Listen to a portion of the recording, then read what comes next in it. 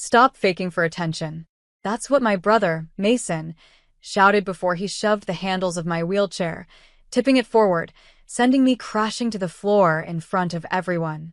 Laughter filled the living room. Our relatives, glasses raised, exchanged awkward chuckles like it was all part of some twisted family game. I stayed still. My palms burned. My head rang. But the worst pain wasn't physical. It was the humiliation of watching my own bloodline smirk at my suffering. Hi, my name is Clara Reynolds. I'm 27 and 6 months ago, a car accident fractured my spine. I was told walking again would take at least a year, maybe never. But tonight, none of that mattered. What mattered was that the people I loved most had turned my pain into their entertainment. Mom hurried over, pretending to scold Mason through laughter. He didn't mean it, honey. Don't be dramatic. You can stand a little, can't you?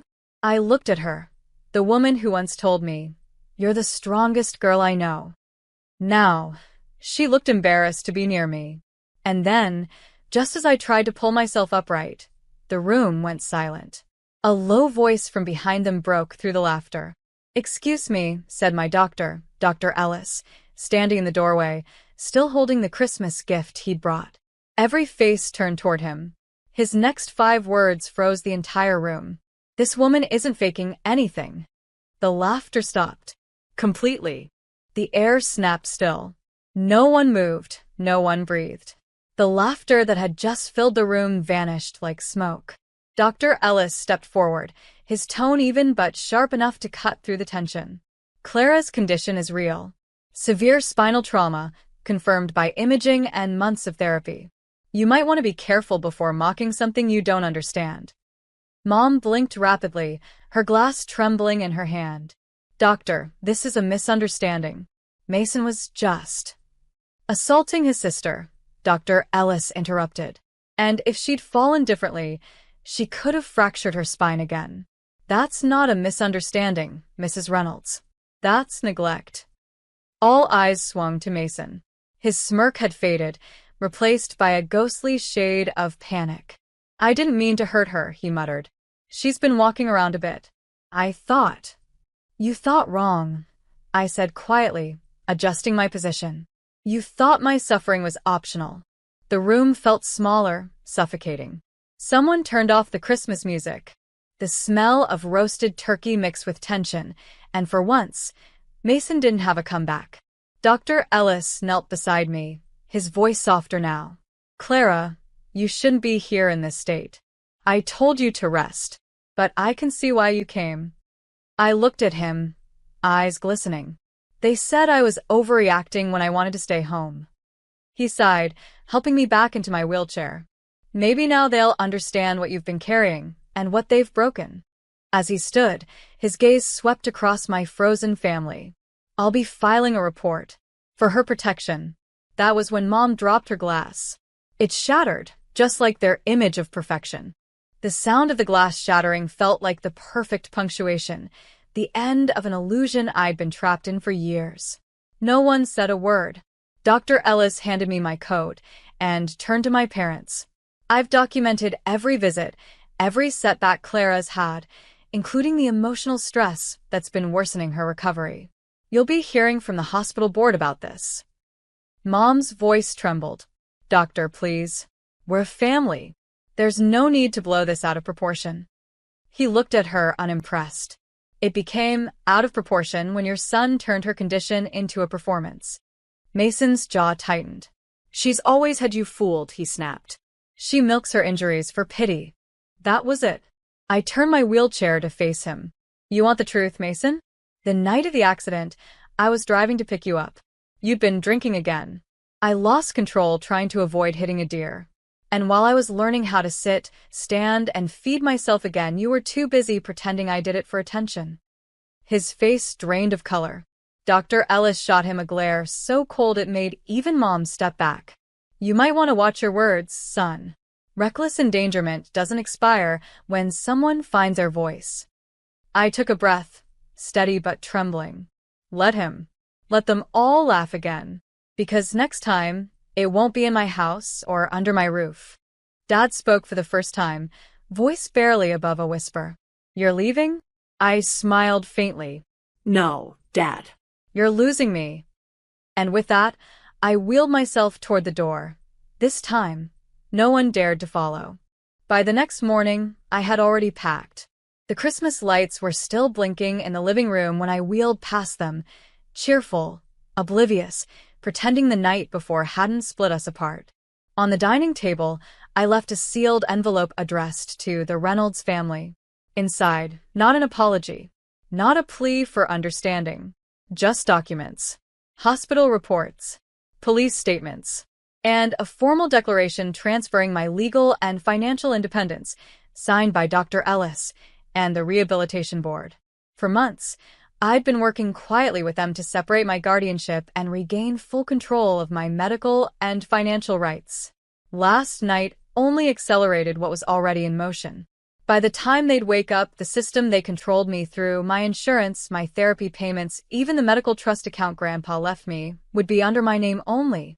As I set the envelope down, I whispered, "Merry Christmas." A soft knock startled me. Dr. Ellis stood in the doorway, holding a coffee cup. "Leaving early?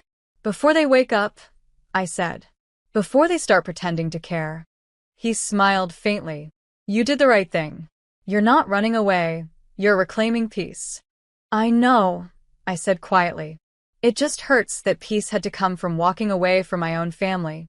He placed his hand on my shoulder. "Sometimes love isn't about staying. It's about showing them the cost of losing you." I nodded. Then I wheeled myself out the door, leaving behind the only home that never felt like one. They wanted to call me a liar.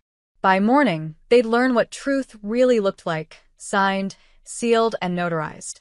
2 days later, I got a message from Mom. "Clara, we need to talk. Please come home. Your father's upset." Mason didn't mean it. For the first time in my life, I didn't respond. Because I didn't have to. That same afternoon, they got their visit, just not from me. Dr. Ellis arrived with a social worker and a police officer. The officer's tone was calm but firm. "We're conducting a wellness and negligence follow-up based on last week's hospital report. We'll need your cooperation." Mom's voice wavered. "This is ridiculous. We're her family."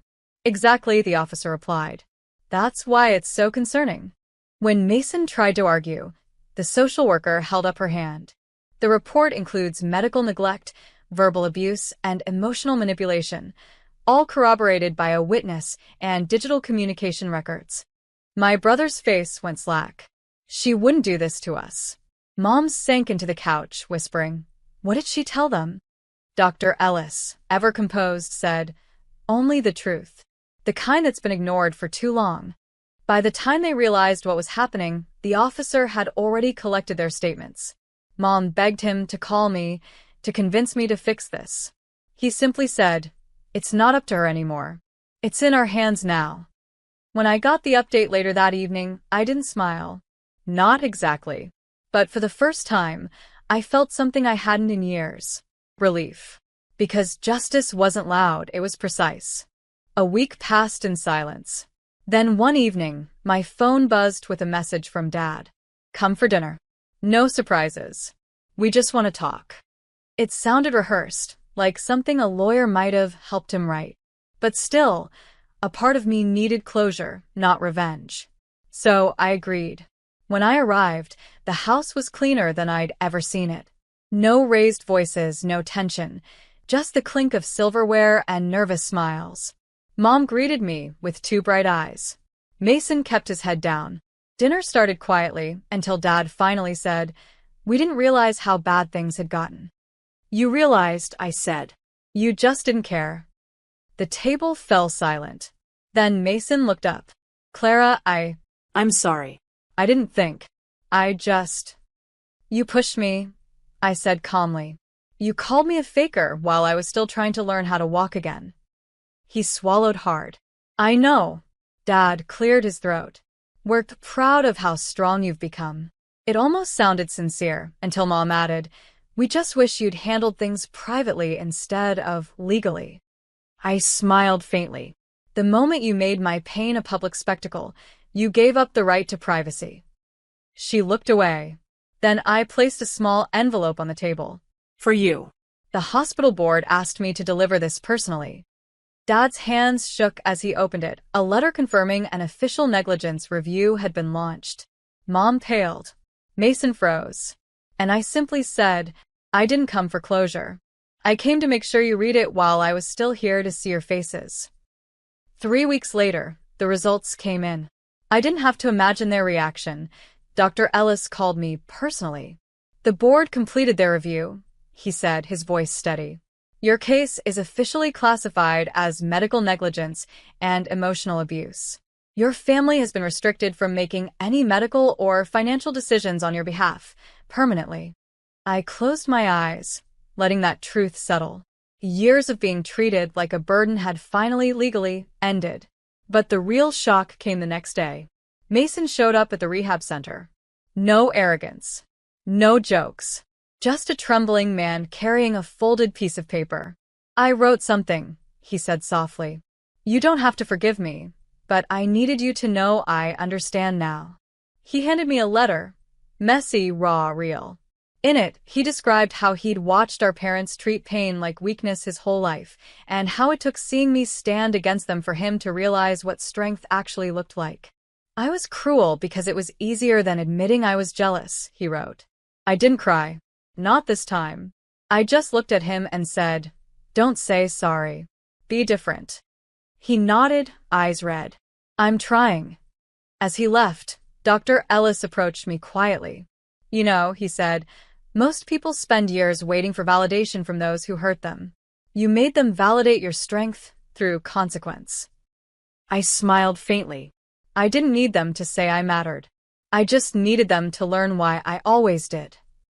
Spring came early that year. The air felt lighter, not because my legs had healed completely, but because my heart finally had. It had been 4 months since that Christmas Eve, and in that time, my life had transformed.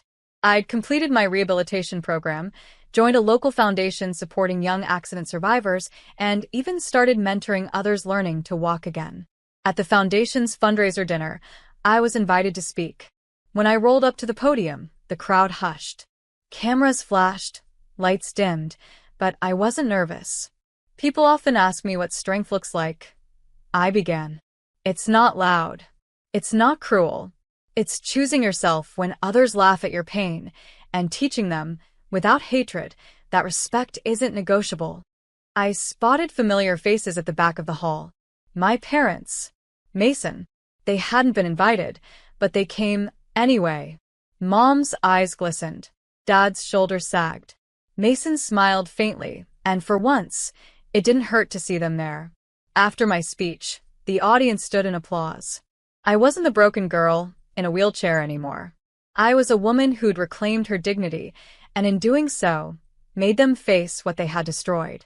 Later that night, Mason approached me quietly. Your speech, it made Mom cry, he said. Good, I whispered. Maybe she finally heard me. As I left the hall, the city lights reflected against the wheelchair's frame, my silent crown of resilience. They took everything that made me human and mocked it. So I made them watch as that very humanity built the life they could never destroy. Because the best revenge is healing so beautifully, they can't look away.